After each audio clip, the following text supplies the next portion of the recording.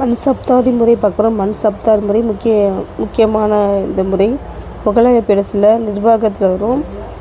இது வந்து அக்பர் வந்து ஒரு முறைப்படுத்தப்பட்ட ஒரு நிர்வாக முறை தான் மண் சப்தாரி முறை.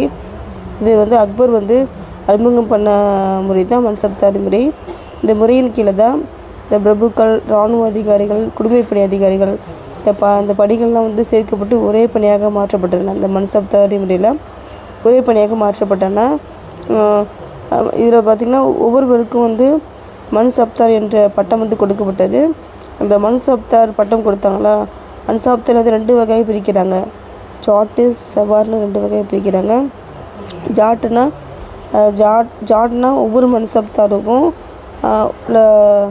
ஒவ்வொரு மண் சப்தார் வந்து அவங்க வந்து இராணுவ வீரர்களை வந்து வச்சுக்குவாங்க. அந்த இராணுவ வீரர்கள் எண்ணிக்கையை வந்து நிர்ணயம் பண்ணுறது தான் ஜாட்டு. அந்த எண்ணிக்கை வந்து இராணுவ வீரர்கள் எண்ணிக்கை வந்து 10 முதல் 10,000 வீரர்கள் வரை இருப்பாங்க.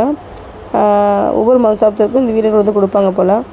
நெக்ஸ்ட்டு சவார்னா மண் சப்தார் கீழ் இருக்கும் குதிரைகளோட எண்ணிக்கை குறிக்கும்.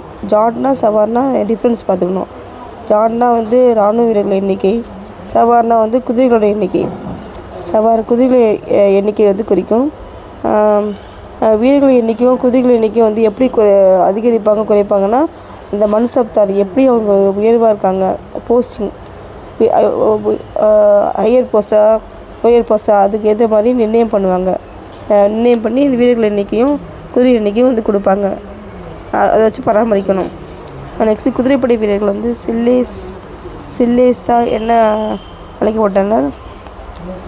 குதிரை வந்து திருட்டு போகுதில்ல, குதிரைகளை வந்து இவ்வளோ குதிரை கொடுத்து பராமரிக்க சொல்லி கொடுப்பாங்க மண் சப்தாருக்கு. அப்போ குதிரைகள் வந்து திருட்டு போவதற்காக என்ன பண்ணுறாங்கன்னா, முத்திரையிடும் முறையை வந்து பயன்படுத்தினாங்க. குதிரை வந்து திருட்டை தவிர்ப்பதற்காக குதிரைகளுக்கு முத்திரையிடும் முறை வந்து அப்போ அதை ஃபாலோ பண்ணுறாங்க. முகலாய பேரரசில் ஃபாலோ பண்ணுறாங்க. முத்திரையிடுவாங்க குதிரைகளுக்கு. நெக்ஸ்ட் வந்து மண் சப்தாரில் வந்து ஊதியம் வந்து பணமாக கொடுக்குறாங்க. பணமாக கொடுக்கப்பட்டாலும் வந்து அதுக்கு மாறாக அவர்களுக்கு வந்து நிலங்கள் கொடுப்பாங்க.